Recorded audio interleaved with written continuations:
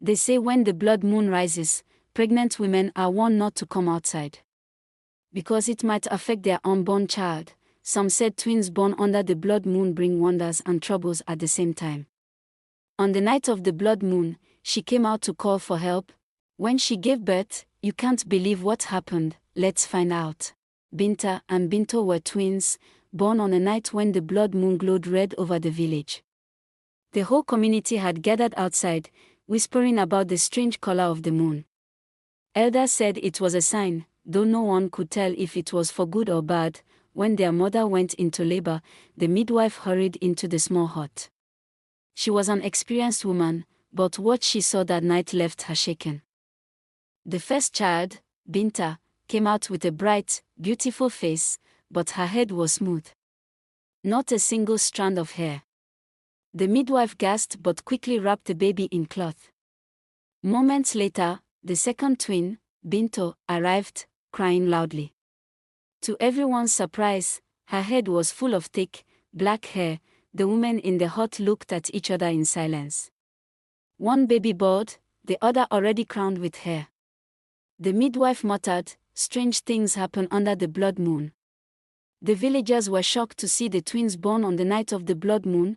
The rumor spread quickly. Some said twins born during the blood moon carried destinies that would shock or transform their people, sometimes for good, sometimes with trials, and the villagers gathered around with fear of what the twins would bring to the village. In all of this, Amoka, their mother, was happy to see her first fruit.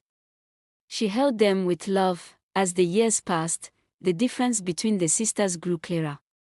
Binto's hair never stopped growing. It flowed down her back, long and shiny, like silk. Mothers in the village would stop her on the way to the stream just to touch it. Girls her age begged to braid it. Even the old women admired her, but poor Binta's head stayed bare. Sometimes tiny strands tried to grow, but they never lasted. Villagers began to gossip, "Binto has taken her sister's hair." Some said, "No, it is spiritual." Others whispered, "A sign of the blood moon." Binta heard every word. Whenever Binta passed the village square, she saw the maiden sitting with her sister, braiding and praising her hair. "Your hair is so long and beautiful, Binto," they would say, smiling with envy. Binta would stand at a distance, her fist clenched, anger burning in her chest. No one noticed her, no one called her to join. At night, when the village was quiet and the crickets sang, Binta lay on her mat, tears wetting her pillow. She cried until sleep carried her away. "If only my hair would grow like my sister's," she whispered into the darkness. "Just once, I want to feel beautiful too." As the seasons passed, the gap between the sisters widened in Binta's heart. Wherever they went together, eyes always followed Binto. Her hair was praised in the markets, on the path to the stream, and even during festivals when the maidens danced. The more people admired Binto, the more invisible Binta felt. She began to avoid gatherings. When other girls played and laughed, she stayed behind, pretending to be busy with chores. But inside her chest, jealousy and sadness grew heavy, like a stone she could not throw away. One night, when the moonlight spilled gently through the roof of their hut, Binta could no longer hold her pain. She turned on her mat, watching her sister sleep peacefully, her long hair spread out like a river. Quietly, she tiptoed to where her mother lay and knelt beside her. With trembling lips, she whispered, "Mother, why was I born like this? Why can't my hair grow like Binto's? Why am I different?" Her voice broke, and tears rolled down her cheeks. Her mother woke and saw her daughter's swollen eyes. She pulled Binta close and held her tightly against her chest. "Oh my child," her mother said softly, stroking the smoothness of her head, "you are not less than your sister. Hair does not make you beautiful. You are beautiful as you are. You have eyes that shine brighter than the stars, and a smile that warms my heart. Don't let anyone tell you otherwise." But Binta shook her head, still sobbing. "They don't see me, Mama. They only see her. They love her hair, not me." Her mother's eyes filled with tears too, but she forced a smile. "Listen to me, Binta. Everyone has their own gift. Your sister's is her hair. Yours will come, and when it does, the whole village will see it. Until then, hold your head high. You are my jewel. Binta lay in her mother's arms that night, comforted but not healed. Her mother's words were kind, but her heart still ached. She wanted to believe, but the image of her sister's long, shining hair would not leave her mind. And so, as the moonlight faded, Binta closed her eyes with one question still burning inside her: when would they see me? In the village, Binta's days were often heavy. At the stream, women would crowd around Binto, touching her long hair and asking for a braid. They never asked Binta. Sometimes, when she bent to fill her clay pot, she heard the whispers behind her back that one. The bald twin, a girl would giggle, maybe her hair is hiding inside her head, another would add, and they would laugh until their voices echoed off the water. During dances at the square, the maidens crowned Binto with flowers and beads, letting her stand in the middle. Binta stayed at the edge, clapping quietly, wishing someone would call her forward. But no one ever did. Even little children, innocent but sharp, would tug at her dress and ask, "Why don't you have hair like your sister? Did she take yours when you were born?" Their questions cut like sharp stones. At home, the difference was always there too. When her mother combed Binto's hair, the strands filled her lap like black silk. Binta sat nearby, pretending not to watch, but inside her chest the fire of envy burned. She would run her hands over her smooth scalp at night, tracing it again and again as if trying to pull out even one strand of hair. But nothing came. She imagined herself standing in the square with hair flowing down her back. Imagine the girls begging to braid it, imagine the boys watching her with shining eyes. In her dreams, she was not the bald twin, but the most admired maiden of them all, yet when she woke, the truth always returned. Binto's hair would spill across the mat like a river of black, while her own head remained bare. Binta never shouted her anger. She kept it inside, swallowing it with every smile and laugh the villagers gave to her sister. But the pain grew louder in her chest each day. Sometimes she looked at Binto and wondered, why her, and not me? Other times, she hated herself for even thinking that way.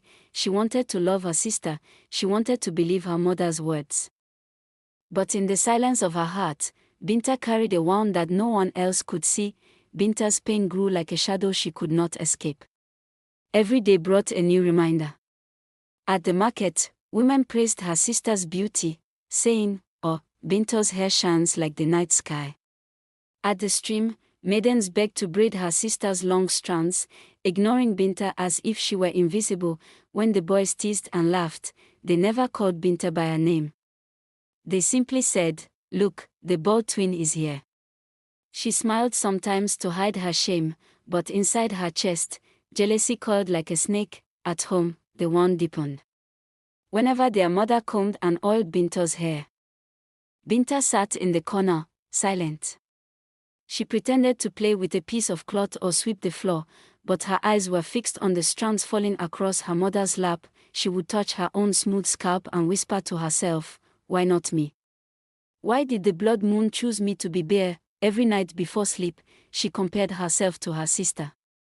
Binto's hair spread across the mat like black silk, glowing even in the dim firelight. Binta's head, in contrast, was shiny and empty. It felt like a cruel joke she could never escape. One night, lying awake on her mat, Binta turned and watched her sister sleeping peacefully. Binto's long hair covered the pillow, flowing down her shoulders like a blanket of beauty. Binta's hands trembled as she clenched her fist. A thought slipped into her mind, sharp and dangerous. What if I cut it? What if I shave her head while she sleeps? Then she would know how it feels to be like me. She even imagined the sound of the knife scraping through those thick strands. She imagined the shock on the villagers' faces when they saw Binto without her crown. For a moment, the thought gave her a strange, guilty relief, but then her heart grew heavy. She turned away, pressing her face into her mat. Tears slid down her cheeks as she whispered, "Why do I feel this way? Why can't I just be happy for her?" As the days turned into months, Binta's heart grew colder toward her sister. She no longer laughed at Binto's jokes or joined her in fetching water. Whenever Binto tried to sit close, Binta moved away. She could not hide her bitterness anymore. To her, every strand of her sister's hair was like a thorn in her eyes. Her mother noticed the change, but she did not understand the depth of Binta's pain. She only thought the twins were growing apart like most sisters sometimes did. One night, the anger inside Binta became too heavy to carry. She waited until everyone was asleep.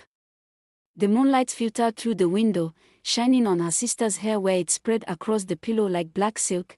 Her heart pounded as she reached under her mat and pulled out a pair of scissors she had hidden. Slowly, she crept to Binto's side. For a moment, she froze, watching her sister's peaceful face.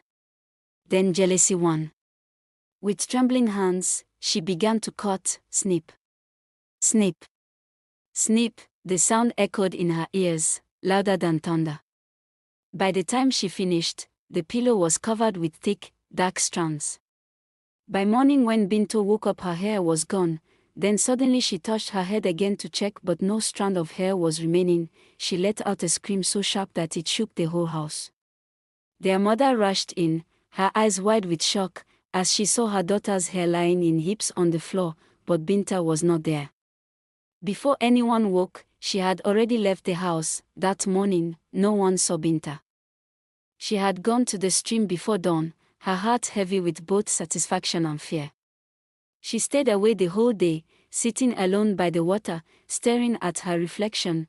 Now she will know how it feels, she whispered to herself, though the words felt bitter on her tongue. When she finally returned home at sunset, she braced herself for her mother's anger, for her sister's tears, but what she saw stopped her in her tracks.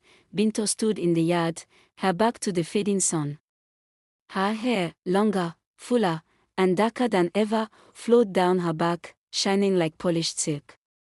It was as though the scissors had never touched it. Binta's mouth dropped open. Her legs trembled. The villagers were gathered around, murmuring in awe. Her hair has grown back in just one day. Someone whispered, "It is a miracle." Another said, "It is the blood moon's mark." One of the villagers muttered. Binta could not breathe. She felt as if the whole world had turned against her. All her anger, all her effort, had been in vain.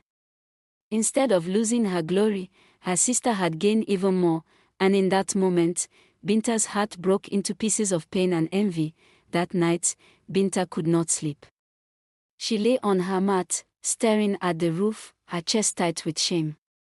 The sound of the scissors cutting through her sister's hair still echoed in her ears. She imagines Binto's scream, her mother's horrified face, the strands of hair on the floor, and yet, when she came back from the stream, instead of victory she had met defeat. Her sister's hair had grown back, longer, fuller, more beautiful than ever. It was as if the heavens themselves had mocked her. The villagers were talking more than ever, praising Binto's beauty. "Even the gods bless her hair," they said. Some even claimed that her hair was sacred, untouchable. Everywhere Binta went, she heard their voices, their admiration, their laughter, but inside, her heart was no longer filled with just jealousy, it was now poisoned with hatred. She avoided Binto's eyes, afraid that her sister could see her wicked thoughts. She grew quieter at home, eating little, speaking less. Her mother tried to comfort her, but this time Binta pushed her away. By the stream, Binta sat alone for hours, staring at her reflection. She traced her smooth scalp with trembling fingers, whispering to herself, "Why me? Why did I do it? Am I cursed?" That evening she sat under the mango tree in their compound, and she thought about everything. She told herself that she must come up with a better plan, to end this once and for all. "I can't sit and watch her stand in my way for me to shine and for the villagers to see me." That night a plan was made, a plan that would cost Binto's life.